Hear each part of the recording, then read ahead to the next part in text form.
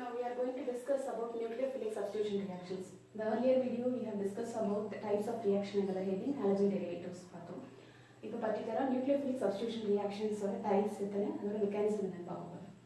Nucleophilic substitution அப்படினா substitution is as I have already discussed, something is getting substituted, replaced. Substitution replace. இங்க RX halogen alkyl halide எடுத்துறோம். அதுல இருக்க halogenக்கு பதிலா nucleophile substitute ஆக போற reaction. The nucleophilicனா என்னன்னா nucleus loving. அப்போ ஒரு பாசிட்டிவ் சென்டர் லவ் பண்ற குரூப் போய் அட்டாக் பண்ண போகுது. அப்ப reagent is a nucleophile. Nucleophilic attack நடக்க போது something is getting eliminated. அதாவது வெளியில போக போகுது, ரீப்ளேஸ் ஆக போகுது இல்லையா? அந்த வெளியில போக போற குரூப்க்கு பேரு leaving group. இப்போ alkyl halide is a substrate. இதுல போய் அட்டாக் பண்ண போதோ அந்த group அது பேர் வந்து substrate. இங்க வந்து nucleophile அது வந்து leaving group. This nucleophilic substitution is divided into two categories. என்னன்னா SN1 and SN2 reactions. அதாவது S stands for substitution, N stands for nucleophilic, and this one is unimolecular. அதாவது இந்த reaction ஓட kinetics is unimolecular kinetics, first order reaction. The rate of the reaction depends on only one molecule, that is unimolecular. SN2 substitution nucleophilic bimolecular, அதாவது second order kinetics. அந்த reaction வந்து if it depends on ரெண்டு reactant depend பண்ணியிருந்ததுன்னா rate of the reaction depends on two reactant, that is said to be SN2 reaction. Now we will see what is SN1 reaction, SN1 mechanism. So substitution இது எப்படி denote பண்ணணும் பாருங்க, capital S and N as subscript, capital N as subscript, 1. SN1 mechanism, substitution nucleophilic unimolecular or first order reaction. Example என்ன எடுத்துருக்கோம் அப்படின்னா we are taking tertiary butyl bromide, alkyl halide. Since we are talking about halogen derivatives, we have taken tertiary butyl bromide. The tertiary butyl bromide alkyl halide. How this SN1 reaction is proceeding? இப்போ என்ன ஆகுது? First step, the alkyl bromide, tertiary butyl bromide, and the carbon க்கும் bromine க்கும் உள்ள bond break ஆகி it's heterolytic cleavage. Heterolytic na two electrons ஒரு group எடுத்துக்கும், leaving behind positive sign. One gets negative sign and one gets positive sign.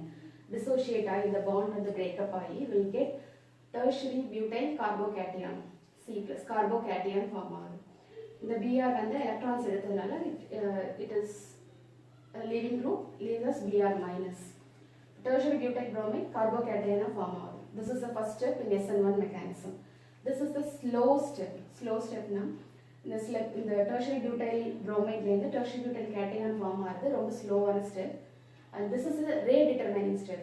According to kinetics, எந்த step வந்து ஸ்லோவா proceed ஆகுதோ அந்த ரியாக்ஷன் வந்து அந்த ஃபைனலைஸ் ஆகிறதுக்கு அந்த ஸ்லோவா மூவ் ஆகி இது வந்ததுனால ரியாக்ஷன் ப்ரொசீட் ஆகும்.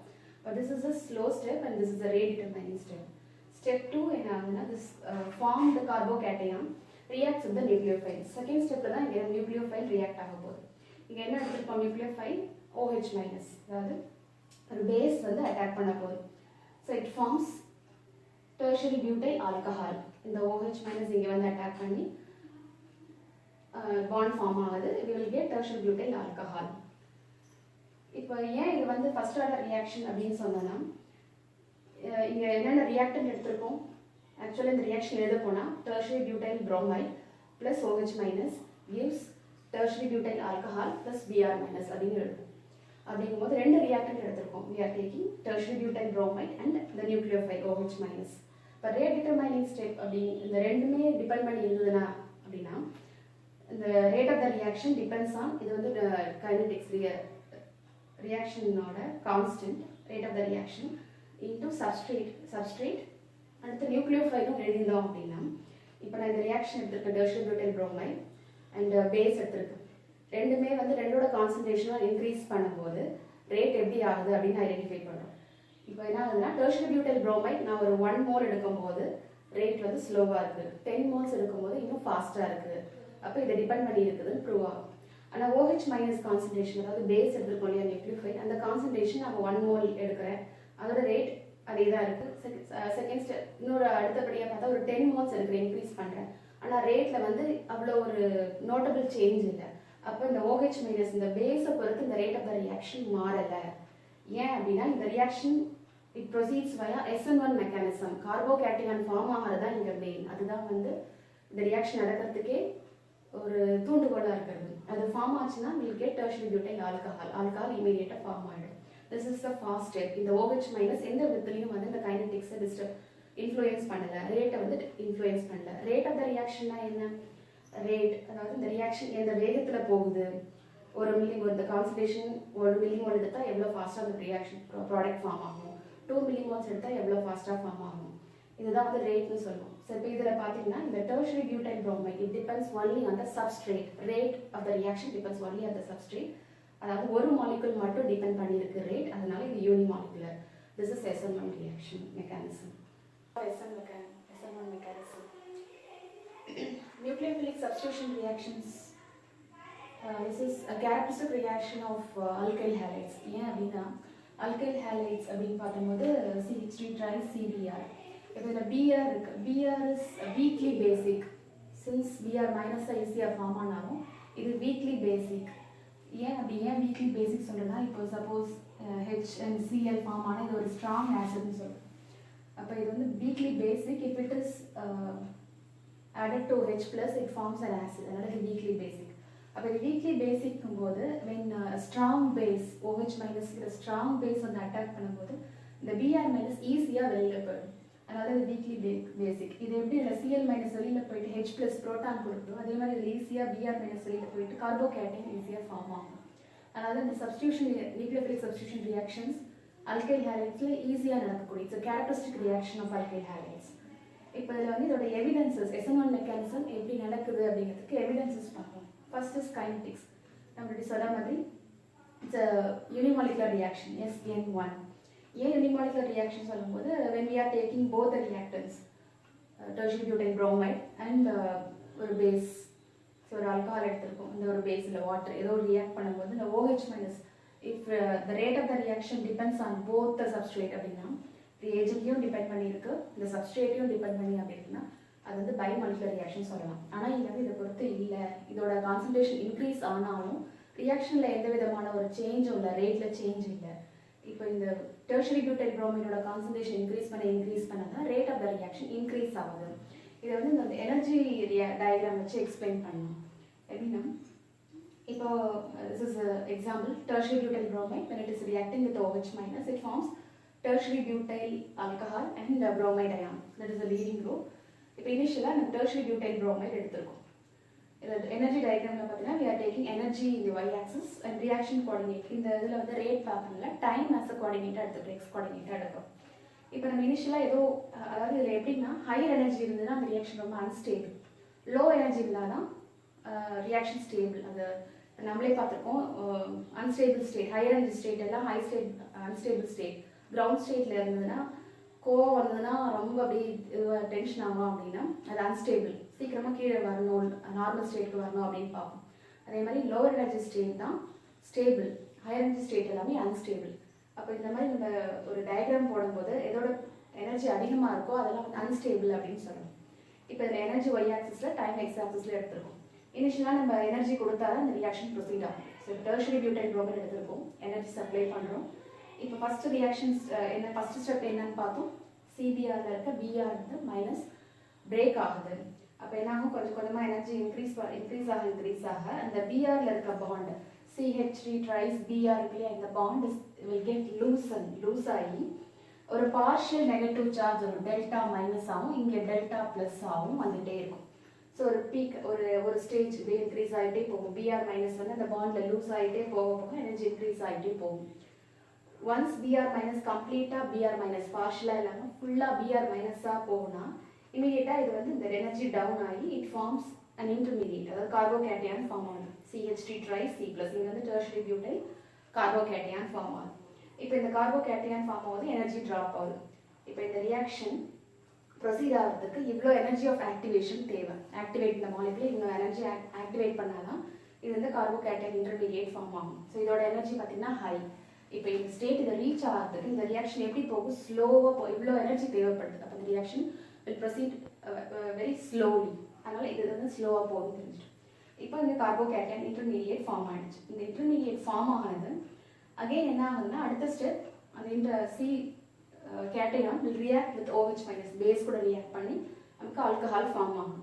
அப்போ அது கூட ரியாக்ட் பண்ண ஆரம்பிக்கும். இந்த கார்போகேட்டையான் கூட OH மைனஸ் பக்கத்தில் போகுது, பேஸ் வந்து நியூக்ளியோஃபைல் அட்டாக் பண்ண போகுது. அப்போ அட்டாக் பண்ணும்போது இதே மாதிரி ஒரு partial OH minus loose bond first form ஆகும்.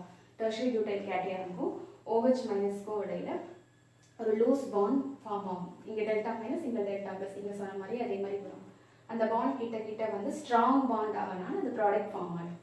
ஸோ அது அந்த பாண்ட் கிட்ட வரும்போது ஒன்ஸ் இட் இஸ் ஃபார்ம்டு, அதாவது கடைசியான நமக்கு ப்ராடக்ட் அதாவது டெர்ஷரி பியூட்டைல் ஆல்கஹால் ஃபார்ம் ஆன உடனே அந்த எனர்ஜி ஃபுல்லாக ட்ராப் ஆகி இங்கே கீழே வந்துடும். அப்படின்னா என்ன ஆகுதுன்னா அதோட கம்ப்ளீட்டாக ப்ராடக்ட் ஃபார்ம் ஆகிடுச்சுன்னு பார்க்கணும். இப்போ இதோட எனர்ஜி ஆஃப் ஆக்டிவேஷன் எவ்வளோ அதிகமாக இருக்குன்னு பாருங்கள். இப்போ இந்த கார்போகேட்டையான்லேருந்து இங்கே டெர்ஷரி பியூட்டைல் ஆல்கஹால் ஃபார்ம் ஆகிறதுக்கு எவ்வளோ எனர்ஜி பாருங்க. இதை விட இது ரொம்ப இதோட எனர்ஜி ஆஃப் ஆக்டிவேஷன் இது கம்மி, இதுக்கு அதிகம். அப்போ எது ஸ்லோவாக நடக்கும், இந்த ஸ்டெப் தான் ஸ்லோவாக நடக்கும். எனர்ஜி அதிகமாக தேவை இல்லையா, கொஞ்சம் கொஞ்சமாக போகும். இப்போ this is a slow step, இது வந்து ஃபாஸ்ட் ஸ்டெப். அதனால் இந்த ஸ்டெப் ரே டிட்டர்மைனிங் ஸ்டெப் கிடையாது. இந்த ஸ்டெப் ஃபார்ம் ஆனால் தான் ரே டிட்டர்மைன் பண்ணும். ஏன்னு பாருங்கள், இதோட எனர்ஜி ஆஃப் ஆக்டிவேஷன் இந்த லிமிட்குள்ளேயே தான் இருக்குது. இது புதுசாக எனர்ஜி தேவைப்படாது. இங்கே ஒன்ஸ் ஃபார்ம் ஆனாலே இது ஈஸியாக மறுபடியும் அடுத்து அது கூட ஜாயின் ஆகும். ஏன்னா இது OH வந்து it's highly basic strong base. அப்போ கேட்டையான் பக்கத்தில் இருக்கும்போது ஆட்டோமேட்டிக்காக ரியாக்ட் பண்ணிவிட்டு அந்த ஸ்டெப் ஃபாஸ்ட்டாக ப்ரொசீட் ஆகும். அதனால் இதோட ஆக்டிவேஷன் எனர்ஜி கம்மியாக தான் இருக்கும். இப்போ இந்த இது இவ்வளோதான் கம்மி, அதுவும் இதோட லிமிட்குள்ளே தான் இருக்குது. அப்போ அதுக்கு அது வந்து அந்த ஸ்டெப் ரே டிட்டர்மைன் பண்ணாது இல்லையா. அப்போ இந்த ஸ்டெப் அதாவது first step tertiary butyl bromide it's getting dissociated to form a carbocation. அந்த ஸ்டெப் தான் slow step, that is a rate determining step. இன்னொன்று பாருங்க, ஃபைனல் ப்ராடக்ட் இது வந்து ப்ராடக்டோட எனர்ஜி. ப்ராடக்ட் ஃபார்ம் ஆகும்போது இந்த இனிஷியல் ரியாக்டன்ட்டோட விட இந்த எனர்ஜி ரொம்ப லோவாகிடுது. அப்போ ரியாக்டன்ட்டுக்கும் ப்ராடக்ட்டுக்கும் எனர்ஜி மைனஸ் பார்த்தோம்னா இது வந்து நெகட்டிவ்ல வரும், டெல்டா ஜி நெகட்டிவ். ஒரு ரியாக்ஷன் ப்ரொசீட் பண்ணணும்னாவே ஃப்ரீ எனர்ஜி வந்து டெல்டா ஜிங்கிறது free energy, that should be நெகட்டிவ்னு பார்த்தோம். ஏன்னா நம்ம தெர்மோடைனமிக்ஸ் பார்க்கும்போது ரியாக்ஷனுக்கு டெல்டா ஜி நெகட்டிவாக இருந்தால் தான் அந்த ரியாக்ஷன் ப்ரொசீட் ஆகும். ஸோ ஆட்டோமேட்டிக்காக ப்ராடக்டோட எனர்ஜி ரொம்ப டவுன் ஆகிடும், டெல்டா ஜி நெகட்டிவாக வரும், ரியாக்ஷன் ப்ரொசீட் ஆகும். இப்போ இங்கே இன்டர்மீடியேட் இருக்கு இல்லையா, ஒரு கார்போகேட்டையான் ஃபார்ம் ஆகுது. இது வந்து கொஞ்ச நேரம் அந்த இடத்துல ஸ்டேட்ல இருக்கு. அதனால கார்போகேட்டையான் நம்மளால ஐசோலேட் பண்ண முடிஞ்சாலும் பண்ண முடியும். அப்போ இதில் என்ன தெரியுதுன்னா, this is a slow step and this step is the rate determining step. அப்போ எதை பொறுத்து இருக்கு, ஒன்லி திஸ் இந்த டெர்ஷரி பியூட்டைல் புரோமைட் எவ்வளோ எனர்ஜி எடுத்துக்குதோ அதை பொறுத்து தான் ரியாக்ஷன் போகுது.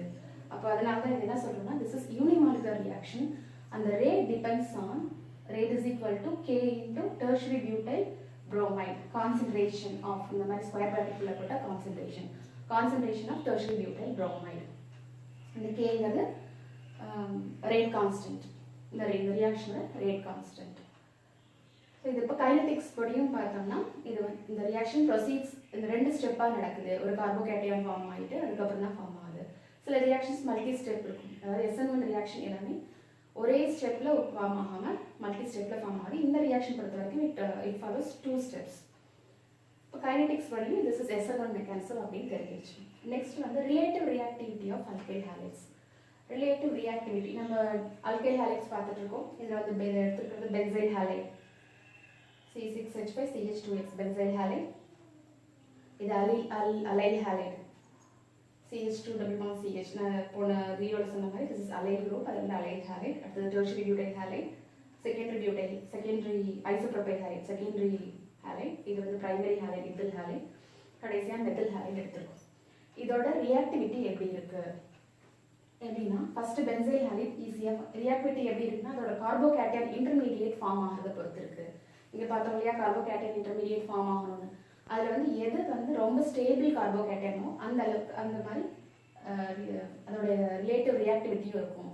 இப்போ பென்சைல் ஹாலைட் எடுத்துருக்கோம். இதில் பார்த்தீங்கன்னா 3 பை பாண்ட் இருக்கு. அப்போ இதில் ரெசனன்ஸில் இன்வால்வ் ஆகிருக்கும். இந்த X- போன பிறகு இது ஃபார்ம்ஸ் பென்சைல் கார்போகேட்டையான் ஃபார்ம் ஆகும். இப்போ CH2+, இது இங்கே போன பிறகு CH2+ ஃபார்ம் ஆகும்.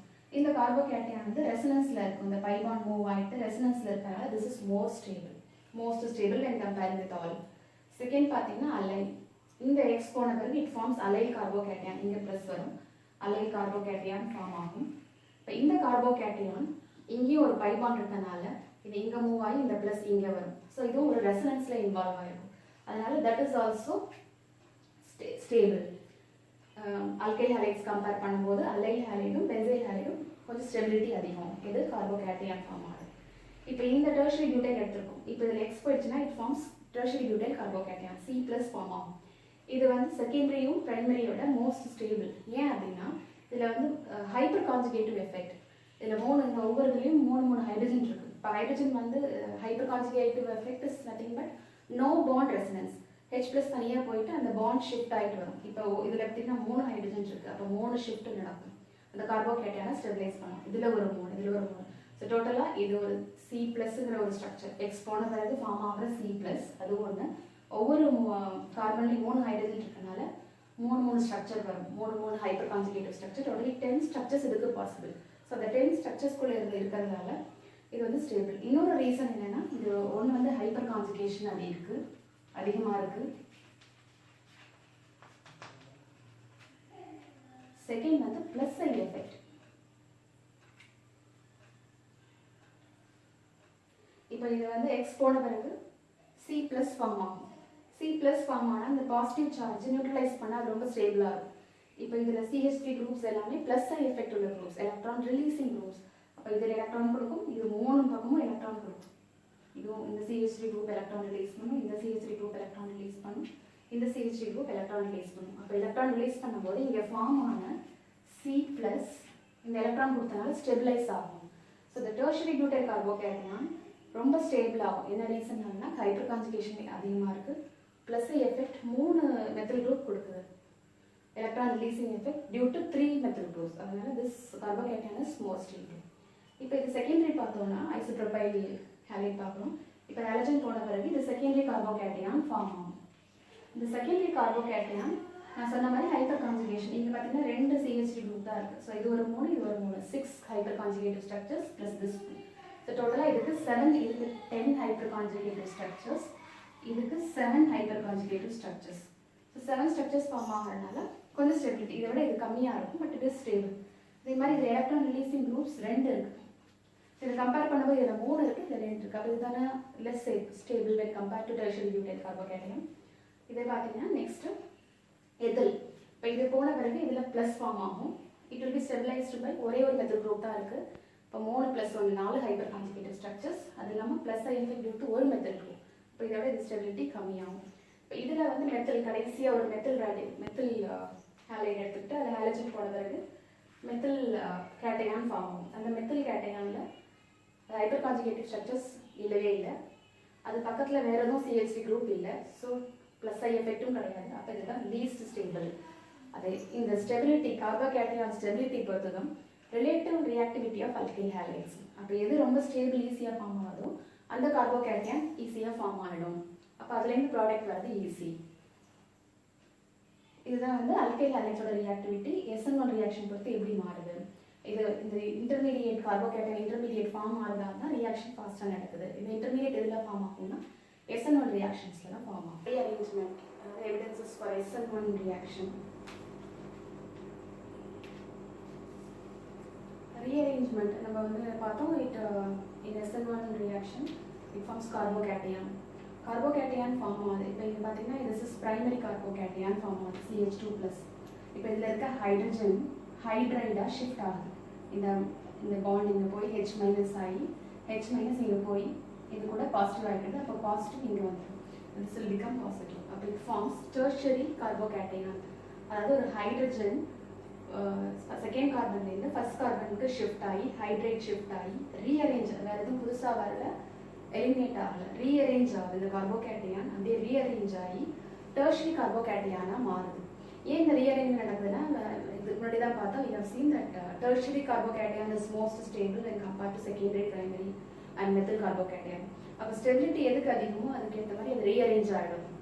ஸோ அதனால் ப்ரைமரி ஃபார்ம் ஆனாலும் செகண்டரி ஃபார்ம் ஆனாலும் அந்த இன்டர்மீடியேட் ஸ்டெப், இது ஒரு ஐசோலேட் ஆகிற ஸ்டெப், கொஞ்சம் நேரம் அந்த கார்போகேட்டையான் இன்டர்மீடியேட் நிற்கும்.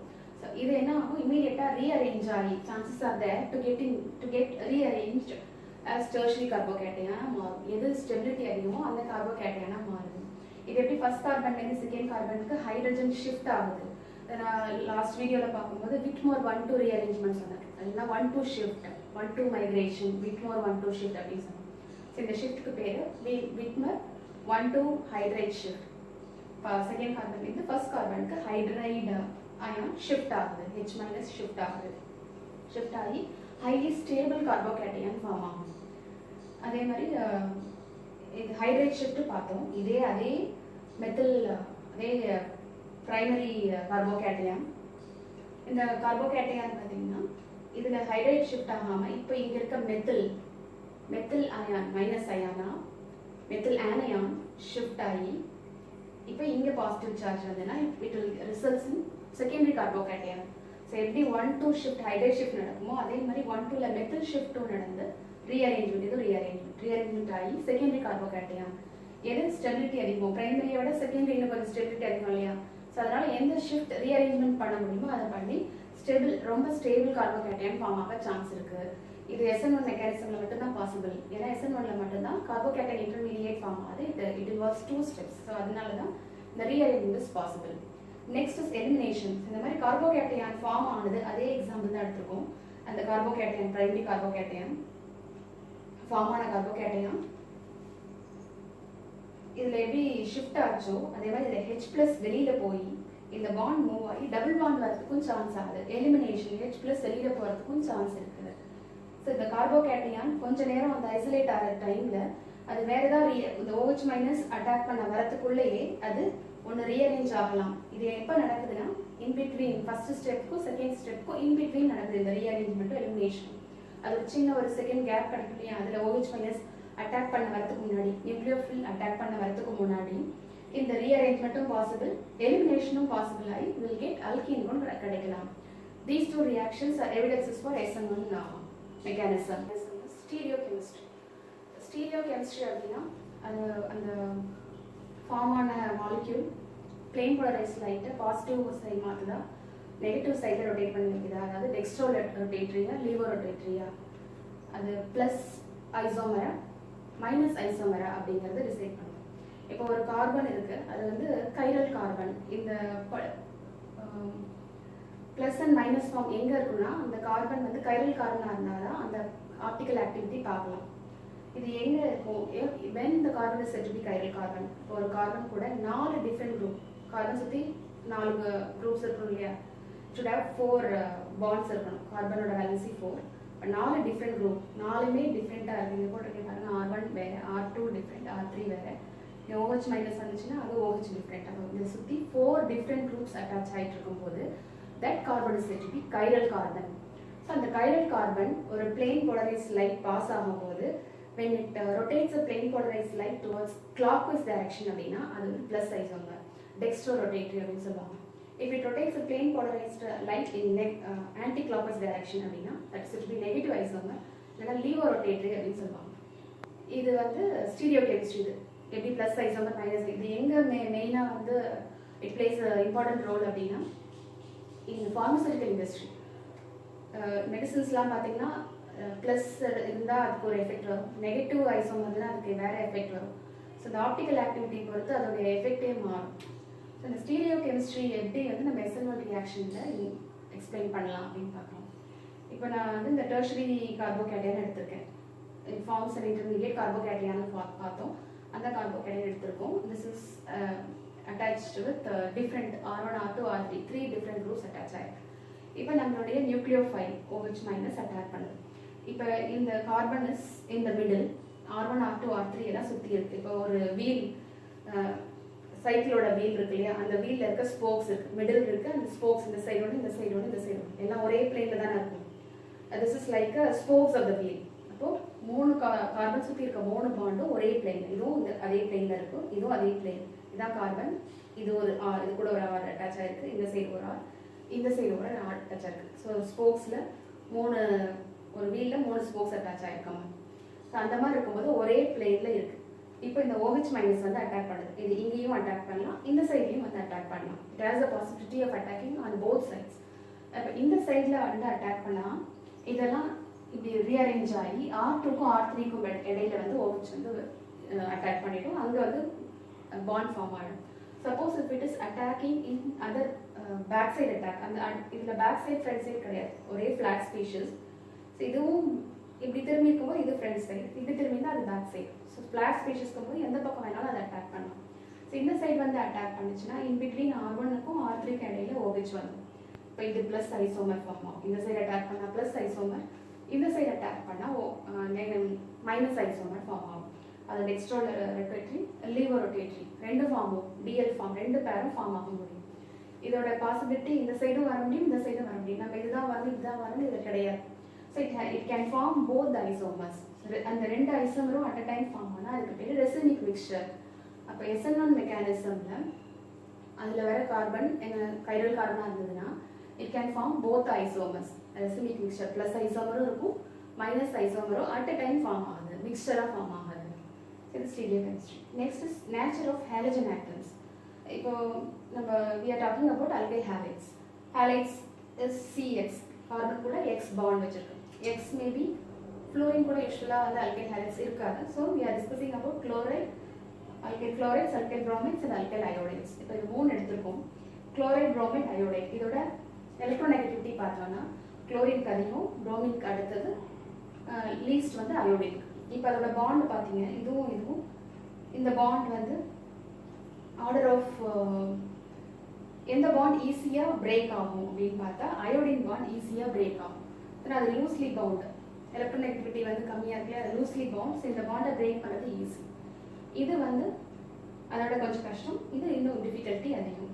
அப்போ இதுதான் ஃபர்ஸ்ட் பிரேக் ஆகும். ரியாக்டிவிட்டி எது ஈஸியாக உடையுமோ அதான் சீக்கிரமாக ரியாக்ட் பண்ணும். இப்போ reactivity order of alkyl halides எப்படி இருக்குன்னா அல்கைல் அயோடைட் ஃபர்ஸ்ட் ரியாக்டிவிட்டி அதிகமாக இருக்கும், alkyl bromide next, கடைசியா alkyl chloride. Next feature talking about SN1 mechanism is nature of solvent. Solvent, two kinds of solvents இருக்கு. Polar solvents, non-polar solvents. Polar means if it is getting dissociated into plus and minus. Suppose water எடுத்துக்கோங்க, water is a polar solvent. அது எப்படி dissociate ஆகும்னா H plus and OH minus, H2O இருக்கு, H plus and OH minus. அப்போ அது polar solvent. இப்போ non-polar solvent, dimethyl sulfoxide, dimethyl formamide அதெல்லாம் எடுத்துக்கிட்டோம்னா plus and minus are பிரியாது. ஸோ அது non-polar solvents. இப்போ இந்த ரியாக்ஷனில் போலார் சால்வெண்ட்ஸ்க்கு பெட்டர் சால்வெண்ட்டா இல்லை நான் போலாரா அப்படின்னா இதில் போலார் தான். ஏன்னா நமக்கு வந்து இந்த ரியாக்ஷன் மெக்கானிசமே SN1 first it forms a carbocation C+ form ஆகுது, Br- வெளியில் போகுது, ப்ளஸ் மைனஸ் உடைஞ்சு போகுது. இப்போ இந்த ப்ளஸ் மைனஸ் உடையறதுக்கு அது வந்து அதுக்குள்ளே இருக்க சால்வெண்ட்டும் ப்ளஸ் மைனஸாக டிசோசியேட் ஆனால் இதை இன்னும் இனிஷியேட் பண்ணணும். இந்த ரியாக்ஷன் ப்ளஸ் மைனஸாக டிசோசியேட் ஆகிறதுக்கு ஹெட்ரோலைட்டிக் லீவேஜை இன்னும் தூண்டிவிடும். So this reaction, the SN1 mechanism is highly in case of polar solvents. Non-polarல அவ்வளவா இது இருக்காது. ஏன்னா இந்த கார்போகேட்டையான் ஃபார்ம் ஆகணும் நமக்கு, அது வந்து non-polar solventsல பாசிபிள் கிடையாது. ஸோ இப்போ SN1 mechanism பற்றி ஃபுல்லாக டீட்டெயிலாக பார்த்தோம். how it is occurring, அதோட எவிடன்சஸ் எப்படி, SN1 ரியாக்ஷன் எப்படி நடக்குது அப்படிங்கிறதுக்கு எவிடன்சஸ் என்னென்ன அப்படிங்கிறத பார்த்தோம்.